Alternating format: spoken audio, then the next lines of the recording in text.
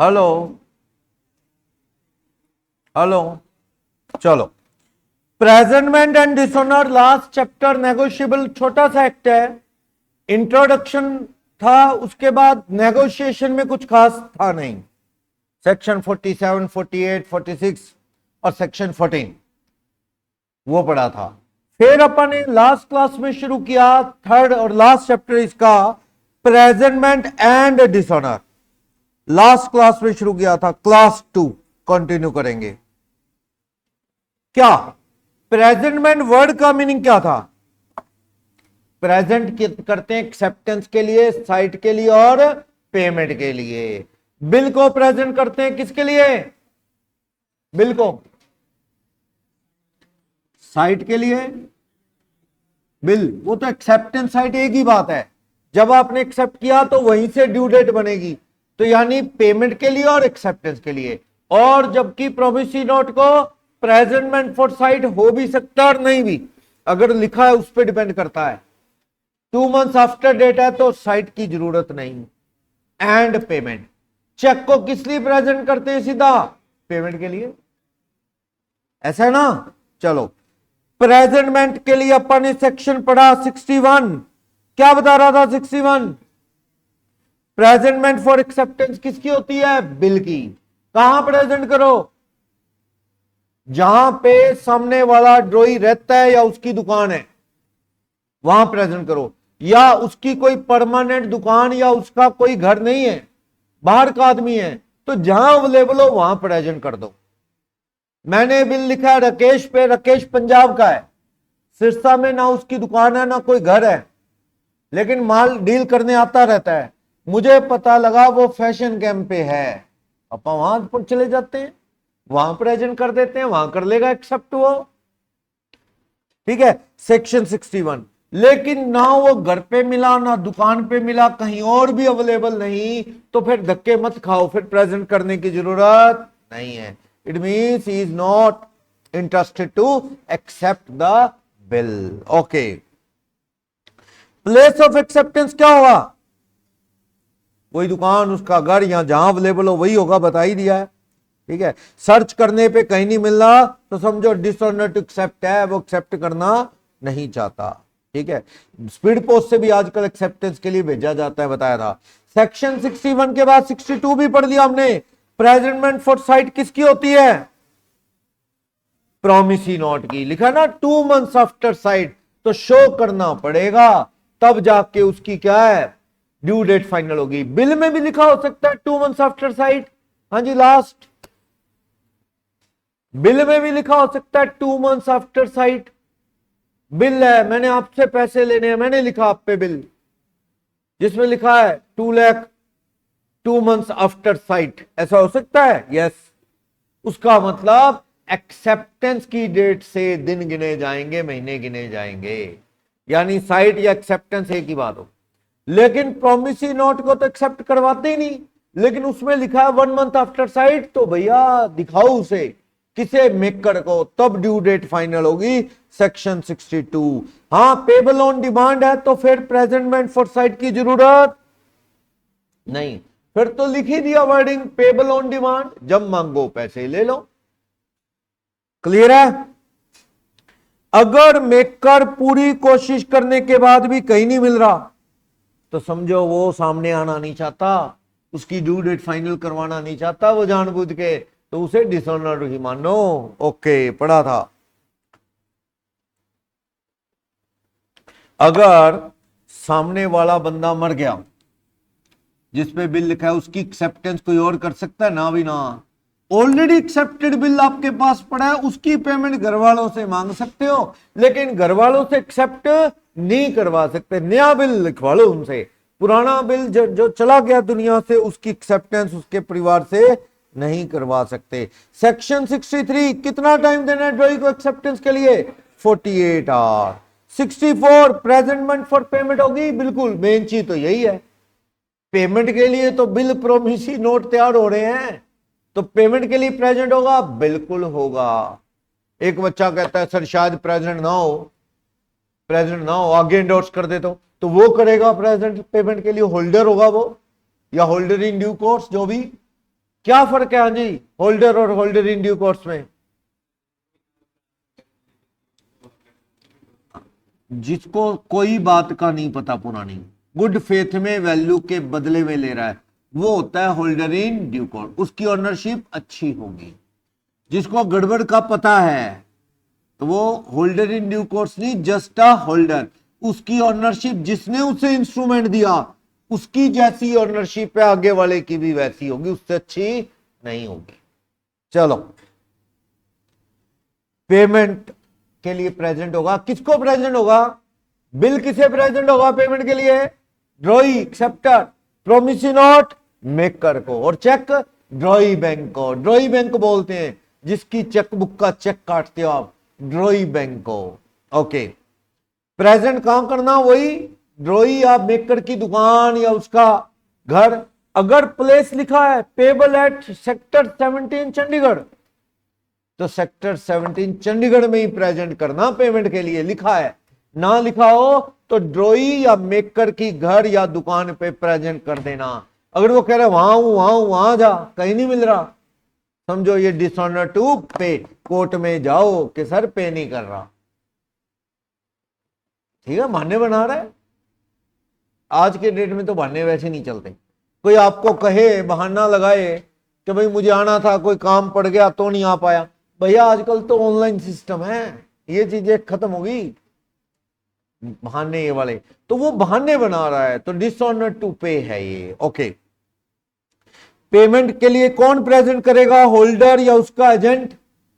मान लो मैं होल्डर हूं, मेरे पास बिल पड़ा है, मैं जाऊंगा या मेरी तरफ से क्या है, कोई और बंदे को भेज सकता हूं? हाँ, भेज सकता हूं। इन केस ऑफ डेथ और इंसॉल्वेंसी, अगर किसी की डेथ होगी या इंसॉल्वेंट हो गया कोई, ठीक है, तो आप पैसे लेने किसके पास जाना? लीगल रिप्रेजेंटेटिव से। भैया मैं कह रहा हूं वो जो मरा है ना, वो प्रोमिसी नोट लिख गया था, साइन कर गया था, डिलीवरी दे गया था, वो बिल पड़ा था राजेश के पास, प्रोमिसी नोट, और जिसने वो प्रोमिसी नोट दिया था राम, वो एक्सपायर हो गया। तो राजेश राम से तो पैसे मांगे कहां? राम तो मर गया। राम के परिवार से मांग सकता है राजेश? यस, मांग सकता है, पर डिलीवरी से पहले मर जाता तो इंस्ट्रूमेंट बेकार हो जाता, उसका कोई मीनिंग नहीं है। पेमेंट करनी है, हाँ पेमेंट करनी पड़ेगी इंस्ट्रूमेंट की। सेक्शन 65 आर फॉर प्रेजेंटमेंट, कितने टाइम में? बिजनेस आर में प्रेजेंट कर दो, बैंकिंग आर। अगर बिजनेस आर का मीनिंग क्लियर नहीं तो बैंकिंग आर से मतलब ले लो, बैंक 10 से 5 ही चलते हैं ना नॉर्मली, वही आर। चलो, time of presentment for payment, कब प्रेजेंट करो? चेक को तो बैंकिंग आर में ही जाओगे, शाम को 5:30 बजे जाके शटर पे पैर मारता है जोर से, कहता खोलो मैंने पेमेंट लेनी है। वो कहता है भैया, वॉचमैन आके कहता है भैया बैंक बंद हो गया है, कहता भैया लाइटें जग रही है, बंदे तो अंदर बैठे। भैया वो बंदे बैठे हैं, वो अपना फाइनल हिसाब किताब कर रहे हैं, दिन का सेटलमेंट सारा हिसाब किताब करके जाएंगे, पर बैंकिंग आवर खत्म हो चुके हैं, पब्लिक डील नहीं हो सकती 5:30। वो जिद कर रहा है, नहीं हो सकती भाई, जिद करने का फायदा नहीं। आपको आना है बैंकिंग आवर में वर्किंग डेज में, ठीक है ना। अगर बैंक में चेक आना है तो बैंकिंग आवर में आएगा। और प्रोमिसी नोट में बैंक में जाने की जरूरत नहीं होती। प्रोमिसी नोट में किसके पास जाने की जरूरत है? मेकर के पास, उसके घर, उसकी दुकान पे। शाम को चले जाओ, पर इतने बजे जाना, जैसे मान लो उसकी दुकान 8 बजे बंद होती है और आप 9 बजे जाओ तो बंदा दुकान पे है ही नहीं, तो बैंकिंग आवर, बैंक चेक है तो बैंकिंग आवर में जाओ बैंक में, प्रोमिसी नोट और बिल है तो बिजनेस के वर्किंग आवर में जाओ। क्लियर? एक चलो इस वर्किंग आवर से एक चीज याद आ गई, एग्जांपल ले लेता हूं इनकम टैक्स का। क्या हुआ वर्किंग आवर को लेके? इनकम टैक्स में 2 सिचुएशन होती है, एक रेड और एक सर्वे। इनकम टैक्स में ना 2 काम होते हैं, एक तो होती है रेड खतरनाक वाली, एक होती है सर्वे। रेड मतलब सर्च वारंट लेके आते हैं वो। रेड जो होती है बड़ी खतरनाक है, वो घर क्या, दुकान क्या, आपका अकाउंटेंट उसके घर, आपके सीए के घर, आपके एडवोकेट के घर, सभी के घर में, आपके नौकरों के घर भी इनकम टैक्स वाले घुस सकते हैं। ऑल ओवर इंडिया में एक ही साथ होती है ये। जैसे मान लो एक आदमी का बिजनेस बहुत फैला हुआ है, चंडीगढ़, दिल्ली, सिरसा, कई जगह है, तो उस बंदे के सभी जगह जितने भी बिजनेस प्रीमाइसेस गोडाउन है सभी में एक साथ इनकम टैक्स वाले घुसेंगे एक साथ, और उसके सीए, उसके एडवोकेट, उसके अकाउंटेंट सभी के ऑफिस में रेड हो सकती है, भी उसका डाटा मिलेगा वहां से, ऐसा वहां भी। तो थोड़ी वो तो खतरनाक है, वो रात दिन कुछ नहीं देखते, कभी भी हो सकती है रेड। लेकिन एक होती है सर्वे। सर्वे सर्वे सिर्फ किसकी होती है इनकम टैक्स में? बिजनेस प्रीमाइसेस की, बिजनेस प्रीमाइसेस की, और with in working hour of business, यानी वो घुस सकते हैं दुकान में कब? जब दुकान के वर्किंग आवर हो, दुकान खुली हो। दुकान खुलवा के चेकिंग नहीं कर सकते, समझ गए? रेड में तो कुछ भी हो सकता है, वो खतरनाक ज्यादा है। क्या हुआ? वर्किंग आवर की लेके बात बता रहा हूं। एक डॉक्टर साहब थे, डॉक्टर साहब का वर्किंग आवर था, कोई छोटे डॉक्टर थे, जैसे तो बड़े हॉस्पिटल है, सर्जन है, उनके तो 24 घंटे ही खुले रहते हैं, ऐसा नहीं। जैसे आरएमपी डॉक्टर नहीं होता, जैसे भाई ठीक है उसके पास कोई एडमिट तो करना ही नहीं किसी को, शाम को दुकान बंद कर जाता है ऐसे।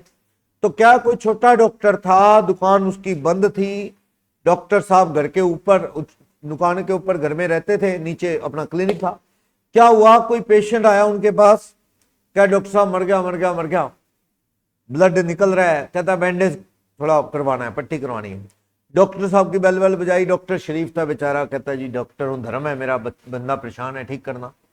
वो ऊपर से उतरा, अपने क्लिनिक में आया, उसकी पट्टी करने लगा। इतने में उन्होंने, इनकम टैक्स वालों ने रिकॉर्डिंग कर ली उसकी, ये डॉक्टर देखो लाइटें जग रही हैं, डॉक्टर पट्टी कर रहा है, यानी हॉस्पिटल वर्किंग में है, हॉस्पिटल वर्किंग में है, और उसका हॉस्पिटल छाड़ने लग गए।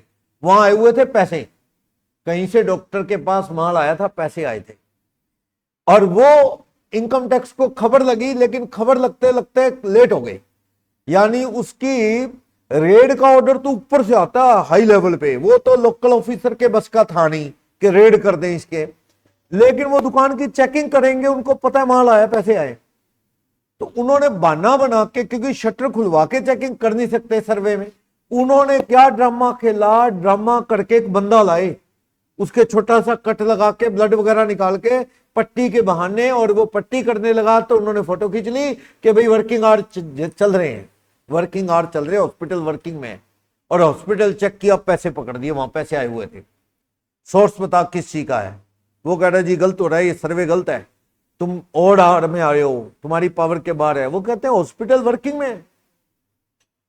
कोर्ट में का केस, कोर्ट ने उसे रिजेक्ट कर दिया, वर्किंग में नहीं माना, कि ये सब ड्रामा है, प्रूव हो गया इन्होंने ड्रामा खेला था, हॉस्पिटल वर्किंग में था ही नहीं, ये सर्वे लीगली वैलिड नहीं है। अब इनकम टैक्स वाले कहते हैं पैसे मिले हैं, तो जज कहता है पैसे मिले क्या, पकड़े ही गलत है तुमने, उससे सवाल करने का राइट ही नहीं बनता तुम्हारा, तुम वर्किंग आवर के बाद आए हो, तो केस तो हो गया ना। तो ये वर्किंग आवर भी अपने आप में बड़ी जबरदस्त चीज है।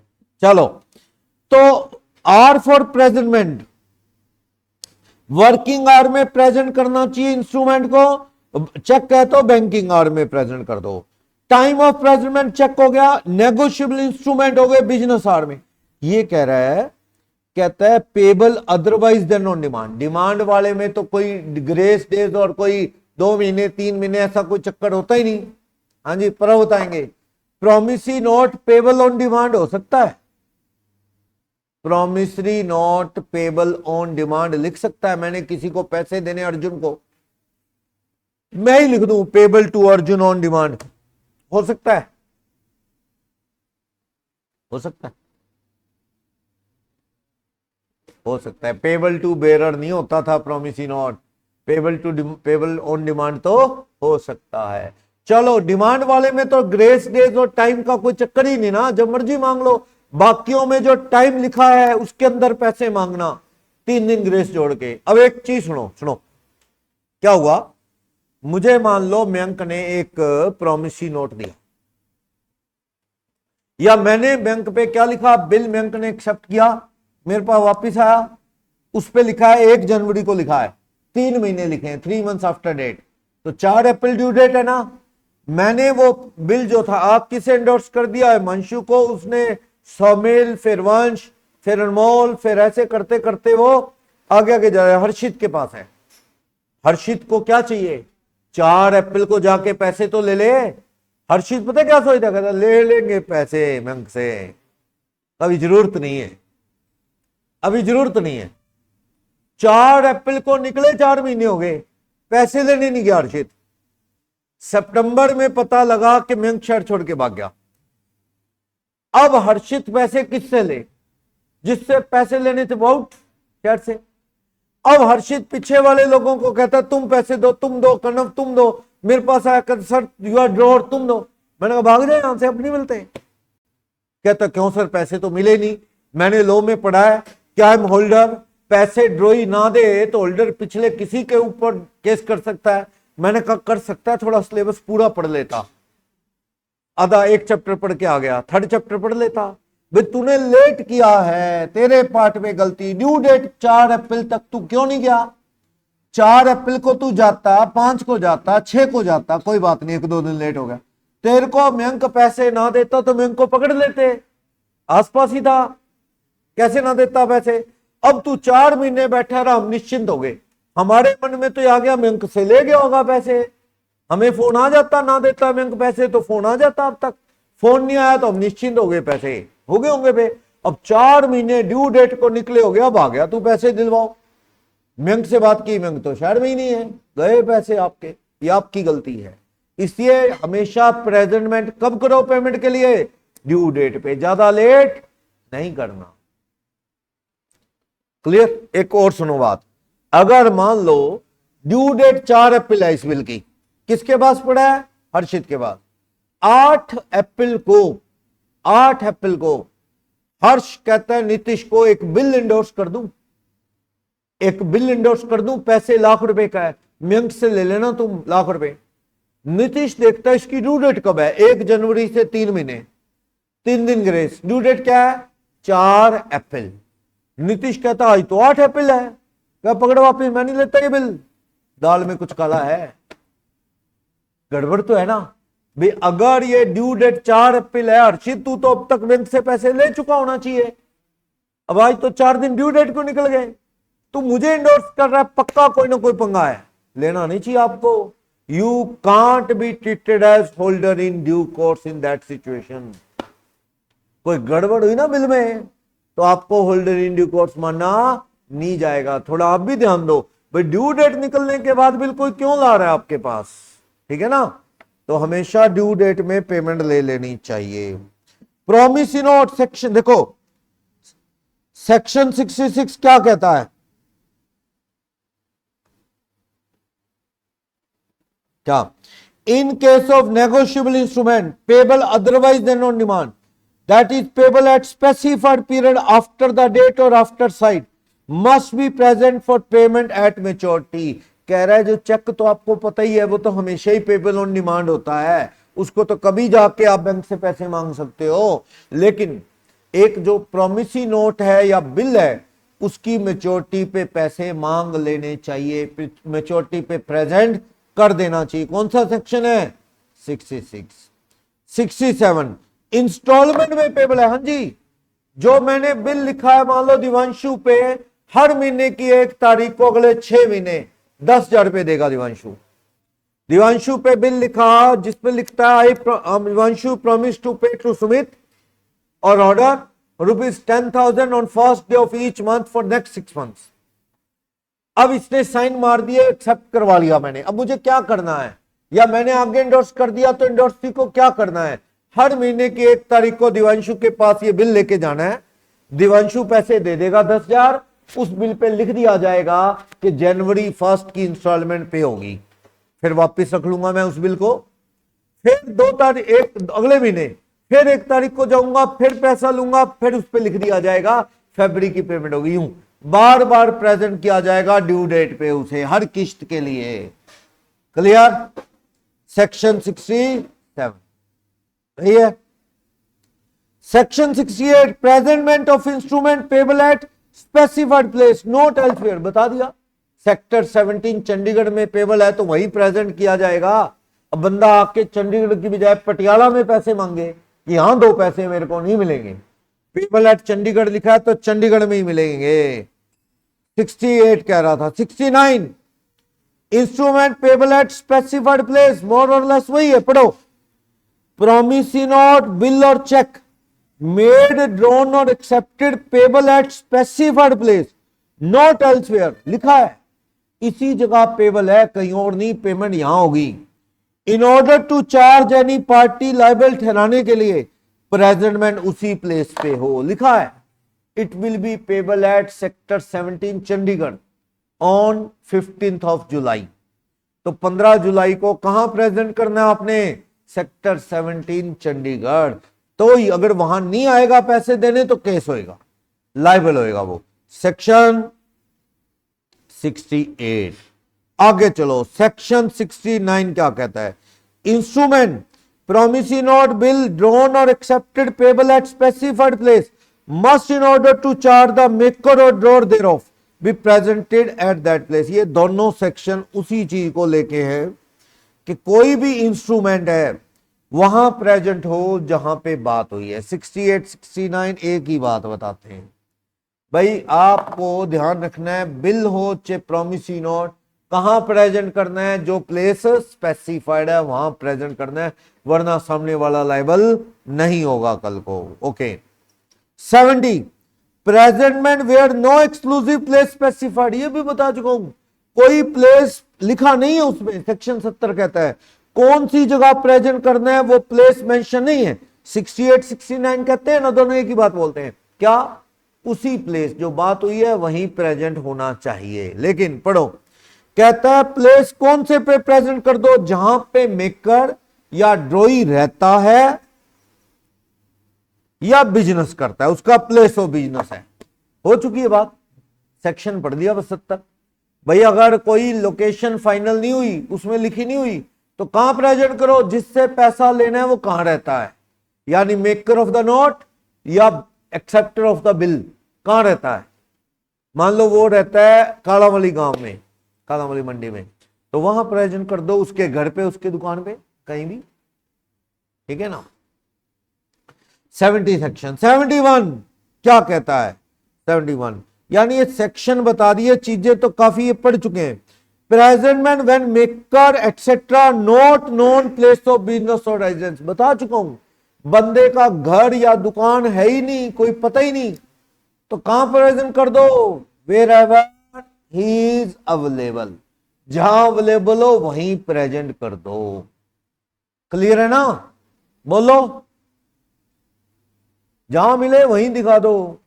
यस, कह रहे हैं कोई उसका परमानेंट एड्रेस, ठिकाना या घर नहीं है, तो इंस्ट्रूमेंट को कहां प्रेजेंट कर दो? जहां पे वो आदमी फिजिकली अवेलेबल है, वेयर ही कैन फाउंड, जहां पे भी तुम उसे पता लगे कहां मिल रहा है वहां प्रेजेंट कर दो। 71 सही है। सेक्शन 72 क्या कहता है? Presentment of cheque to charge drawer, cheque तो भैया कहां मिलेगा वहां नहीं जाना, चेक तो बैंकों में प्रेजेंट होते हैं, सीधी बात। बेरर चेक कहां प्रेजेंट होगा? जशन, क्रॉस चेक नहीं है, सीधा ही पे टू में बेरर है, सीधा बैंक की ब्रांच में, जिस बैंक का चेक है उसकी ब्रांच में। मैंने चेक काटा एक्सिस बैंक की चेकबुक से, एक्सिस बैंक सागवान चौक सिरसा ब्रांच का, मेरे पास अकाउंट है, चेकबुक है। सुनो, इधर इधर इधर, लास्ट डिस्कशन अगर आप देखो, आपने सागवान चौक एक्सिस बैंक की चेकबुक से चेक काटा, मैंने वो चेक बेरर चेक विपिन को दे दिया, पेबल टू विपिन, विपिन को दे दिया। विपिन आपको कैश लेने हैं, जाओ सागवान चौक एक्सिस बैंक के काउंटर पे जाके उस कैशियर से कैश ले लो। ऐसी होगा, ऐसी उसी ब्रांच में जाना पड़े। लेकिन अगर ये चेक विपिन को क्रॉस चेक दिया है, क्रॉस चेक दिया है, तो विपिन सागवान चौक बैंक में जाके काउंटर पे कैश ले सकता है? नहीं। क्या करना होगा? जहां तेरा अकाउंट है वहां जमा कर ले। कहता जी मेरा तो सागवान चौक ब्रांच में अकाउंट ही नहीं, तो मैंने कहा कि भाई तेरा वहां अकाउंट होने की क्या जरूरत है, ये तुझे किसने कह दिया? चेक को क्लियर करवाने के लिए तेरा अकाउंट भी वहीं होना चाहिए जहां ड्रॉर का अकाउंट है। कहता पर सर मेरा एक्सिस बैंक में भी अकाउंट नहीं, तो फिर किसने कहा एक्सिस में अकाउंट खुलवा? तेरा कहां है अकाउंट? अकाउंट है ना, क्या वो भी नहीं है? सीधा ही बता दे अकाउंट नहीं है। ठीक कहता हाँ अकाउंट भी नहीं है, खुलवा फिर अकाउंट। इस अकाउंट को खुलवा, कहीं मर्जी खुलवा ले, कैनरा में, एसबीआई में, उसमें जमा करवा सुमित का ये चेक, क्रॉस चेक, वो बैंक आगे एक्सिस से लेके आएगा।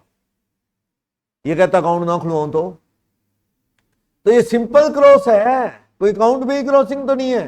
किसी को एंडोर्स कर दे जिसका बैंक में अकाउंट हो, वो अपने अकाउंट में जमा कर लेगा। यही सोल्यूशन है इस बात का, समझ आया ना? क्लियर? और वो बंदा कहे कि अगर मैंने किसी को एंडोर्स भी ना करना हो, तो अकाउंट भी ना खुलवाना हो, तो फिर नहीं मिलते पैसे, बैठा रहे, फिर नहीं मिलते पैसे। क्लियर? ये तो वो बात होगी, बंदा कह रहे भूख लगी है, हम कह रहे हैं खाना खा ले, कहते खाना ना खाऊं तो भूख लगी है।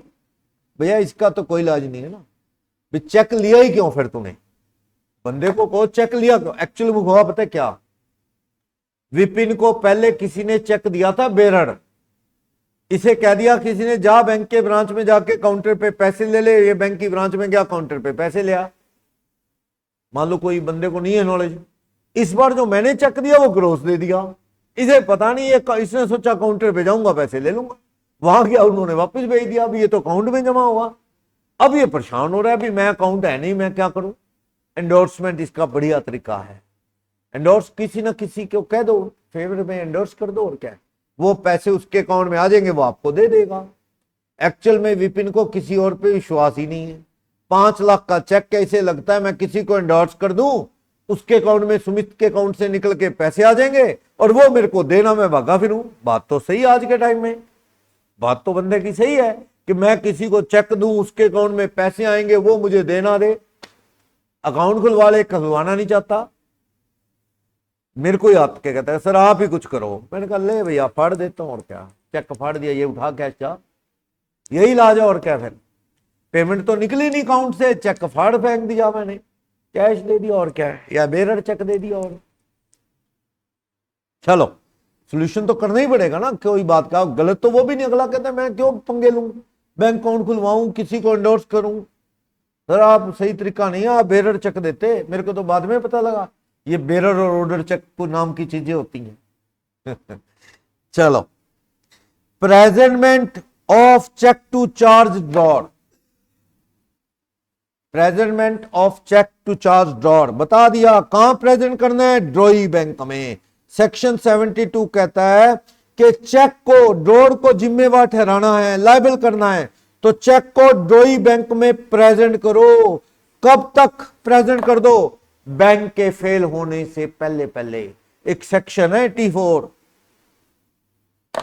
सुनो एक चीज सुनो, मेरा अकाउंट एक्सिस बैंक में है, मैंने जशन को चेक दिया 5 लाख रुपए का 1 जनवरी को, या 1 जुलाई को चेक दिया, सीए डे पे 5 लाख का मैंने चेक दिया जशन को। 5 लाख मेरे अकाउंट में है, बढ़िया बढ़िया पैसे हैं, 5 लाख से ज्यादा है तो ही दिया मैंने चेक, देख के देना चाहिए वरना दिक्कत हो जाती है। 5 लाख है। अब जशन कहता है ले लेंगे सर से पैसे, अकाउंट से ले लेंगे, अभी 3 महीने चेक वैलिड है। मैंने पैसे नहीं निकाले बैंक से, मेरे अकाउंट में 6 लाख पड़ा है, 5 लाख का चेक काटता है, मुझे पता ही है लेके जाएगा ही कभी ना कभी, मेरे अकाउंट में 6 लाख। जशन 1 जुलाई का आया हुआ चेक लेके घूम रहा है, जुलाई चला गया, अगस्त चला गया, सितंबर 20 चली गई, 20-25 सितंबर को बैंक में जाने का मूड बनाता है कि 3 महीने बाद तो चेक बेकार हो जाएगा। जब ये बैंक में गया 20 सितंबर को, bank get failed, Axis bank क्या हो गया, फेल हो गया, और लोगों का पैसा ब्लॉक हो गया। अब वो चेक कहां भेजे, वो मुझे फोन करता है कि सर आपने जो चेक दिया था ना एक्सिस बैंक का, और वो चेक क्लियर नहीं हो रहा, मुझे पैसे आप दे दो, चेक मैं दे जाता हूं वापिस। मैंने कहा मैं क्या करूं, बैंक से ले 5 लाख रुपए, मेरे 6 लाख पड़े वहां, तू ले लेता, पहले ले लेता चेक, कैश करवा लेता। कहता जी मैं पहले नहीं गया, 3 महीने वैलिड है चेक, अभी 3 महीने पूरे नहीं हुए, बाय लो मैं जब मर्जी जाऊं। मैंने कहा जब मर्जी जाऊं तो चला जा, फिर ले ले बैंक से, एक्सिस बैंक से, मैं, मेरा क्या फॉल्ट है बता, मेरे तो 6 लाख, तेरे को 5 लाख का चेक दिया, इसी चक्कर में पैसे निकाल ले नहीं मैंने बैंक से, ब्याज नहीं तो कल ये लेके जाएगा ही, तू जा ही नहीं रहा, इतने में बैंक फेल हो गया। क्या मेरे से बाय लो पैसे मांग सकता है 5 लाख? कोर्ट कहता है नहीं, 84 से कहता नहीं, बैंक फेल होने से पहले पहले चले जाओ, समझ गए, समझ गए। पर वो कहता मैं तो आज ही चला जाता, आज अगर चेक आए तो मैं आज ही बैंक में ले जाता चेक। सही है, जल्दी करो, पैसे लेने वाला काम जल्दी खत्म कर लो तो बढ़िया है। बाद में बैंक फेल हो गया, कुछ भी हाथ नहीं लगेगा। अब थोड़ा सिचुएशन बदलता हूं, सुनना। मैंने चेक दिया 5 लाख रुपए का, मेरे अकाउंट में है वहां 40,000 रुपए। जब बैंक फेल हुआ ना, मेरे अकाउंट में है ही कितने, 40। तो मुझे कह रहा है जशन, कहता है सर अगर बैंक ना फेल होता तो भी आपका चेक तो ओनर होना ही नहीं था, क्योंकि आपके अकाउंट में तो 40,000 दिखा रहे, 5 लाख कहां रखे आपने मेरे लिए, रखे ही नहीं। इस केस में नहीं मैं बचूंगा, फिर तो मेरे पे केस कर सकता है चेक बाउंस होने का। क्यों? क्योंकि मेरे अकाउंट में बैंक ना भी फेल होता तो भी पैसे कितने थे पता लग जाता है ना, लोगों के पैसे ब्लॉक हो गए, इतने इतने है ही नहीं। तो चेक बाउंस का एक्शन जशन मुझ पे ले सकता है। वैसे आप होल्डर हो चेक के तो जल्दी जाया करो बैंक में, जल्दी। 72 सेक्शन 73 क्या कहता है, presentment of cheque to charge any other person. Cheque जो है must in order to charge any person except drawer be presented within reasonable time after delivery. फिर वही बात, अदर पर्सन जैसे draw in case of need नहीं था, draw in case of need कि अगर ये नहीं देगा तो मैं दे दूंगा, ऐसे कोई केस हो तो आप देर मत करो। आप चेक्स वगैरह की चीजों में देर ना करो, आते ही जमा करा दो, ताकि बाउंस होगा तो सामने वाले पे एक्शन तो हो पाएगा, तो आपको लेट नहीं करना। सेक्शन 73 कहता है आपको टाइमली प्रेजेंट करना है। 72 जो इंस्ट्रूमेंट पेबल ऑन डिमांड है, नेगोशिएबल इंस्ट्रूमेंट में promissory note payable on demand हो सकता है, हाँ। और सेक्शन 31 आरबीआई एक्ट कहता है दोनों चीजें एक साथ नहीं होंगी बिल में, payable on demand and payable to bearer, दोनों चीजें एक साथ नहीं। तो जो पेबल ऑन डिमांड है तो उसे तो आप इमीडिएटली प्रेजेंट कर दिया करो पेमेंट के लिए, इंतजार काहे का करना जब उसमें टाइम तो है ही नहीं। मुझे एक प्रोमिसरी नोट करना उन्हें दिया 2 लाख रुपए का, जिसमें लिखा है promise to pay to Sumit rupees 2 lakh on demand. दोपहर 12 बजे दे गया था, शाम को मैं पहुंच गया पैसे लेने। सही है, लेट क्या करना है, शाम को टाइम नहीं मिला तो अगले दिन। लेकिन अगर मैं उस इंस्ट्रूमेंट को 2 महीने लेके बैठा रहा तो कल को बाउंस हो गया तो प्रायर पार्टी क्या हो जाएंगी, अपनी लायबिलिटी से फ्री। आप उनको ब्लेम नहीं कर पाओगे क्योंकि आपने देरी की है उसको कैश करवाने में। सही है ना। चलो 75 प्रेजेंटमेंट बाय एजेंट कर सकता है क्या, हाँ। दुकान का एजेंट सेठ की तरफ से प्रेजेंट कर सकता है इंस्ट्रूमेंट, यस, पेमेंट के लिए कर सकता है, उसको पावर होती है। तो एक्सेप्टेंस कौन कर सकता है, एक्सेप्टेंस कोई भी एजेंट जो आपका ऑथराइज है ड्रॉई का कर सकता है, प्रोमिसरी नोट का मेकर कर सकता है, प्रेजेंटमेंट। ठीक है, अगर ड्रॉई या मेकर या एक्सेप्टर एक्सपायर हो गया तो आप किसके पास जाओ, ऐसा है लीगल रिप्रेजेंटेटिव के पास तो प्रेजेंटमेंट फॉर पेमेंट होती है, चाहे लॉ में जो भी लिखा हो। सही बताता हूं, क्या पैसे लेने जाओ अगर वो पूरा वैलिड एक्सेप्टेंस वगैरह सब कुछ हो चुका है, मर गया आदमी पैसा देने से पहले, तो पैसा लेने किसके पास जाओगे, उसके लीगल रिप्रेजेंटेटिव के पास, कि तुम्हारे बाबूजी ने हमें क्या दिया था, एक प्रॉमिसरी नोट, तुम दो उसके पैसे। क्लियर। लेकिन मैंने बताया था लिख के डिलीवरी दिए बिना मर गया तो वो इंस्ट्रूमेंट ही वैलिड नहीं है, तो प्रेजेंटमेंट करनी किसके पास है ये भी देखना पड़ेगा। ठीक है, जिंदा रहते ही एजेंट की पावर होती है। मैंने आपको एक बाबा की कहानी सुनाई थी जलंधर के, एक बाबा बन गए थे जलंधर के अंदर, उनका बहुत बड़ा वो था एम्पायर पूरा। आजकल बाबा लोगों के पास ही एम्पायर है, बाकी जनता भगत तो रुलती ही है। तो बहुत बड़ा एम्पायर बाबा का, वो एक्सपायर हो गए। मैरिज वैरिज उन्होंने की नहीं थी, सिंगल थे, उनका वारिस कोई था नहीं, मतलब उन्होंने ना पावर ऑफ अटॉर्नी दे रखी थी, पावर ऑफ अटॉर्नी अपने आश्रम के लोगों को, पावर ऑफ अटॉर्नी कि भाई मेरी जगह ये लोग साइन करेंगे। पावर ऑफ अटॉर्नी तब तक काम करती होती है जब तक कोई आदमी जिंदा होता है। बाबा एक दिन अचानक एक्सपायर हो गए। अब उनकी जमीन जायदाद तो बीच में लट गई, कौन मालिक, बाबा मर गए, पावर ऑफ अटॉर्नी क्या हो जाएगी उसी वक्त कैंसिल। भक्तों ने गेम खेली, जबरदस्त वाली गेम, क्या कह दिए, बाबा मरे नहीं, समाधि में गए हैं। बाबा मरे नहीं है, इन्होंने समाधि में गए हैं, ये पहले भी जाते रहे समाधि में, उठेंगे, फ्रीजर वाले रूम में लगा दी बॉडी। भी अगर मरे नहीं है तो फ्रीजर में बॉडी क्यों लगाई है, ओपन में पड़ी रहने दो, बॉडी में स्मेल तब आती है, गलती तब है जब वो मर गया हो आदमी। तो भैया फ्रीजर में उसमें रूम में क्यों लगाई है -40 डिग्री टेम्परेचर में कि बॉडी ना खराब हो गई, समाधि में सांस रोक ली है, बाबा जिंदा है, वापिस आएंगे। पता क्या गेम थी उनकी गेम थी अगर बाबा डेड डिक्लेयर हो गए ना तो ये पावर ऑफ अटॉर्नी जो हमें दे रखी है एजेंटों को वो सारी क्या हो जाएंगी, कैंसिल। और अब हम क्या करेंगे, बाबा को जिंदा दिखा के समाधि स्मूधि की गेम खेल के पावर ऑफ अटॉर्नी चलती रहेगी क्योंकि बाबा जिंदा है, और हम क्या है प्रॉपर्टी सारी धीरे धीरे लिख लेंगे जैसे लिखनी है, समझ गए। पावर ऑफ अटॉर्नी काम में रहेगी। लेकिन वो इसकी शक था भी लोग ड्रामा है ये, तो साइंटिफिकली उनको डेड डिक्लेयर कर दिया गया डॉक्टर ने, तो आज तक नहीं उठे, पता नहीं, अब मुझे नहीं पता क्या हुआ क्या नहीं हुआ।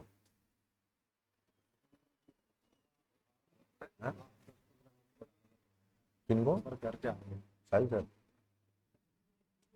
समझे, मैं किसी बाबा के अगेंस्ट नहीं हूं, मैं तो तुम्हें रियल कहानी बता रहा हूं, ये इंडिया में ऐसा हुआ था। मेरे को तो नाम भी नहीं पता कौन थे, पर कहानी बताई ये वाली और रियल कहानी है। सर्च कर लेना नेट पे, पता लग जाएगा आज का स्टेटस क्या क्या, बता आज भी समाधि में हो। साल पहले तक तो खबर थी, साल पुरानी। 75A सुनो क्या कहता है 75A, excuse for delay in presentment for acceptance और पेमेंट। क्या आप लेट के लिए रिक्वेस्ट कर सकते हैं? कई बार ऐसी सिचुएशन होती है, बंदे ने पेमेंट का ड्यू डेट आ गया, बेचारे के पास पैसे का इंतजाम नहीं हुआ, वो रिक्वेस्ट करता है सामने वाले से please allow me 15 days further. सामने वाला तैयार है तो किसी को क्या दिक्कत है, जिसने पैसे लेने वो कहता है ओके यार तू भी क्या याद रखा, ले 15 दिन और दिए, तो उस पर लिख दिया जाएगा कि इसकी due date extended up to next 15 day. अगर सामने वाला नहीं तैयार, कहता है ऐसे कैसे 15 दिन और दे दूं, पहले 4 महीने का बिल था। अगला कहता है मैं नहीं दे रहा टाइम और, वो क्या लेगा, एक्शन, डिसऑनर टू पे का एक्शन, समझ गए। यानी एक्सेप्टेंस या पेमेंट के लिए सामने वाली पार्टी टाइम और मांगे तो उसे टाइम और अलाउ करना ये आपकी चॉइस है, मजबूरी नहीं, टाइम देना है दे दो। तो सेक्शन 75A क्या, delay in presentment for acceptance और payment is excuse if the delay is caused by circumstances beyond control. जैसे मान लो मैंने बिल लिखा बैंक पे, बैंक ने एक्सेप्ट किया, मैंने आगे आगे चला दिया, हर्षित के पास पड़ा है, ड्यू डेट क्या थी 4 अप्रैल, हर्षित 4 अप्रैल को प्रेजेंट नहीं कर पाया, हर्षित आता है 11 अप्रैल को, हर्षित ने आके बताया भाई साहब 7 दिन लेट हो गया, कोई बड़ी बात नहीं। बीच वाले लोग कह रहे हैं भैया अब अगर बैंक ना दे तो हमें मत कहना, तू 4 अप्रैल को क्यों नहीं गया पैसे लेने।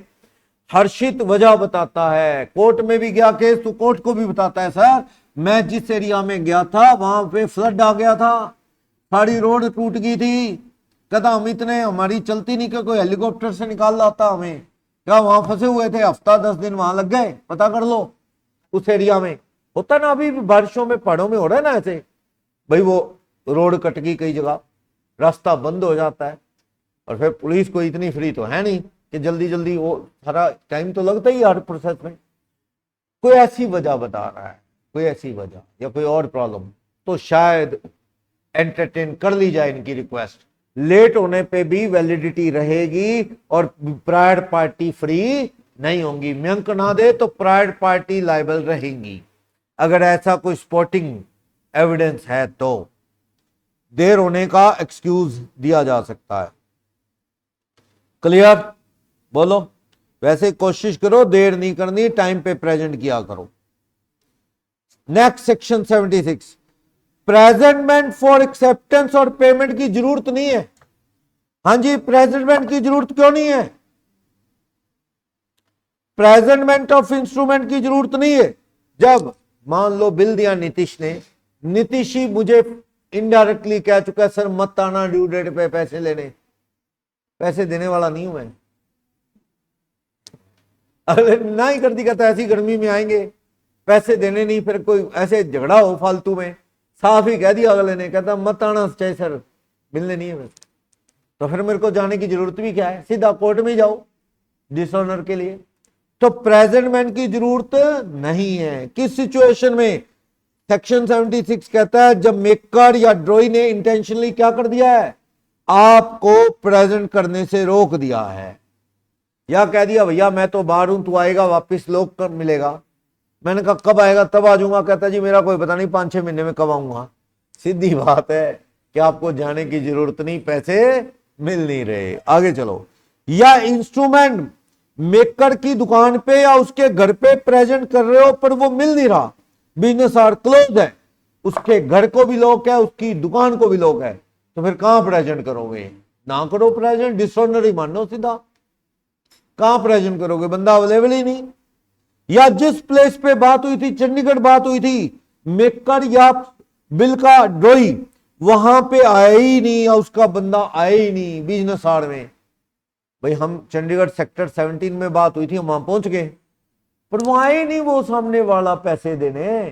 थोड़ा वेट करो, घंटा 2 घंटे, फोन लगाओ, फोन काट रहा है, इसका मतलब ये डिसऑनर टू पे है। या ढूंढने की कोशिश की, कहीं मिल जाए, वहां चले जाते हैं, कहीं नहीं मिला वो। या उसने खुद ही एक्सेप्टर या मेकर ने कह दिया भाई तुझे आने की जरूरत नहीं, सुनो मैंने पैसे लेने हैं रोहतक के आर से, जिसकी ड्यू डेट है 12, आज कितनी तारीख है, 10 है क्या, जिसकी ड्यू डेट है 12 जुलाई। 12 जुलाई को रोहतक के आर से बिल की पेमेंट लेनी है। मैं 12 तारीख को रोहतक जाऊंगा, बिल दूंगा, पैसे लेके आ जाऊंगा। मुझे आर ने फोन करके कह दिया सुमित भाई तेरे को आने की जरूरत नहीं है, क्यों ऐसे परेशान हो गए, रोहतक आएगा, 2 लाख रुपए का बिल है, तुझे आने की जरूरत नहीं भाई, मैं तुझे ऑनलाइन ट्रांसफर कर दूंगा पैसे। मैंने कहा ना, कल को मैं आया ना, तू बहाना बना दे ये पैसे लेने नहीं आए, तो ऐसा कर तू मुझे ऑफिशियल मेल कर, ऑफिशियल मेल कर भी तू आने की जरूरत नहीं है। उसने मेल में कह दिया Sumit there is no requirement to visit personally at Rohtak for the payment of the bill, I will transfer the amount of bill in your account on 12th July। उसने मेल कर दी, तो मुझे अब जाने की जरूरत है रोहतक, 12 तारीख को पैसे की इंतजार करूंगा, अगर ऑनलाइन मेरे अकाउंट में आ गए ठीक, वरना डिसऑनर टू पे का क्या लूंगा, एक्शन। सही है।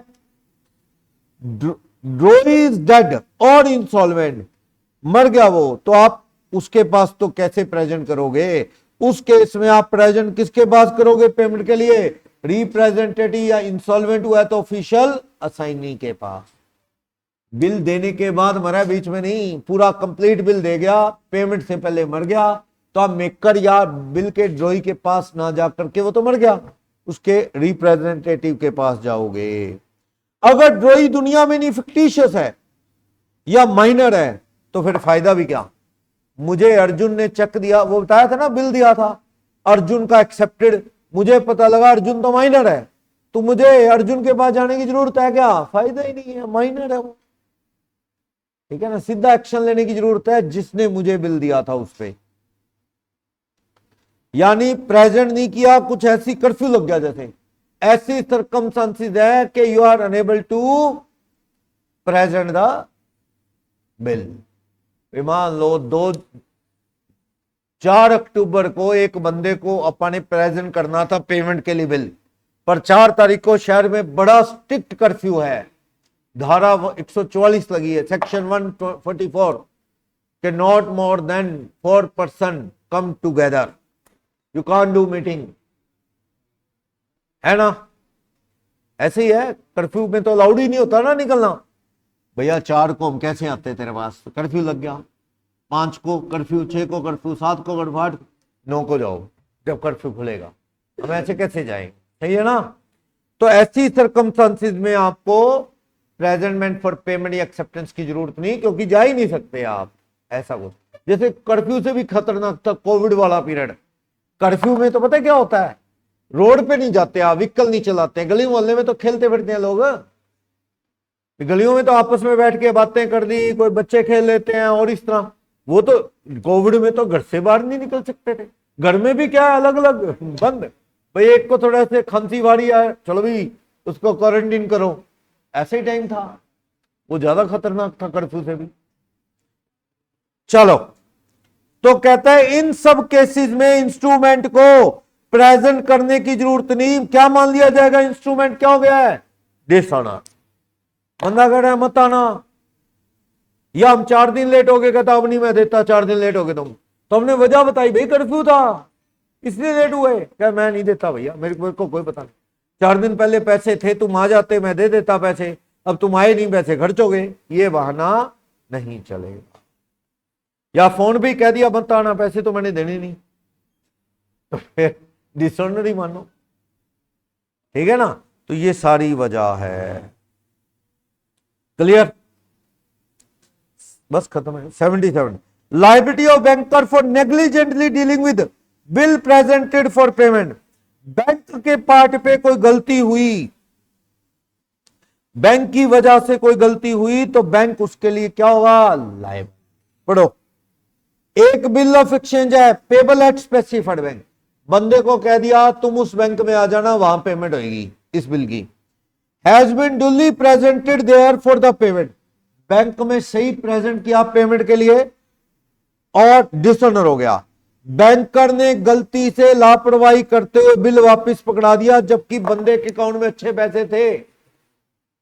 सुनो बात क्या है, सुनो, मान लो मेरा अकाउंट जो है state Bank of India main branch में है, मान लो 1 लाख रुपए उसमें पड़े हैं, मान लो मैंने नीतीश को एक बिल दिया था 70,000 रुपए का, एक्सेप्ट किया था, और नीतीश को मैंने कर दिया please present it on due date to State Bank of India main branch Sirsa, they will pay you, आपको देंगे। मैंने स्टेट बैंक को क्या रखा है रिटर्न में कि मेरे सारे बिल जो हैं यू हैव टू पे इट।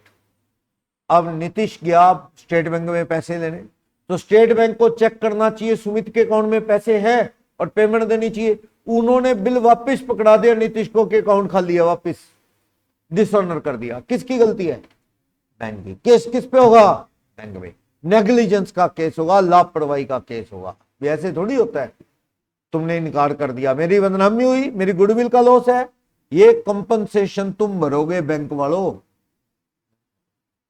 बैंक के पार्ट पे गलती है। Section 77।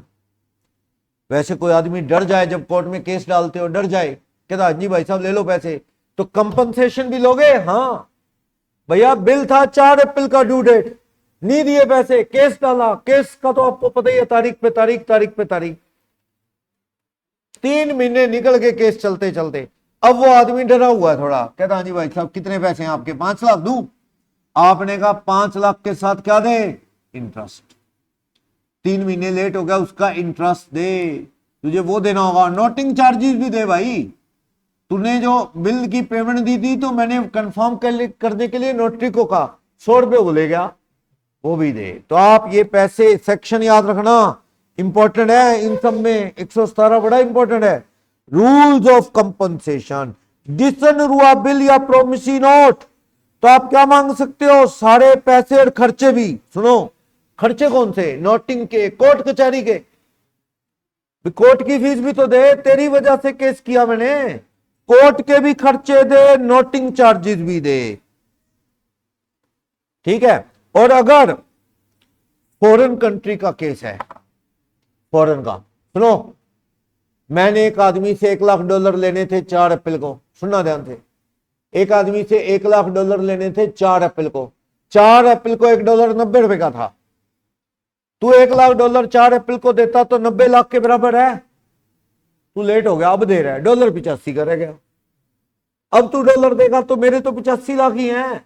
Exchange rate up down होने से जो नुकसान हुआ वो भी कंपनसेशन करवा सकते हो। ये किसमें काम आएगा नॉर्मली, फॉरेन बिल में। प्लस क्या मांग सकते हो, 18% पर एनम इंटरेस्ट, जितना लेट हुआ उसका क्या मांग सकते हो, 18% पर एनम इंटरेस्ट। 3 महीने लेट हो रहा है तो 3 महीने का क्या मांग सकते हो, इंटरेस्ट। सेक्शन बहुत काम का है 117, रूल्स ऑफ कंपनसेशन। क्या, नोटिंग चार्जेस, कोर्ट कचहरी के खर्चे, अलग अलग कंट्री के हैं तो एक्सचेंज रेट कम ज्यादा होने का नुकसान भी मांग सकते हो। प्लस क्या मांग सकते हो, 18% पर एनम देर होने का इंटरेस्ट, जितना लेट हो गए तुम मांग सकते हो। वो रेट का डिफरेंस, वही करंट रेट और मार्केट रेट का डिफरेंस मांग सकते हो, ठीक है। बस यही है इसमें कंपनसेशन। लास्ट सेक्शन 138 फिर बाद में देखेंगे। 138 किस चीज का है, चेक बाउंस होने का, बाद में कर लोगे।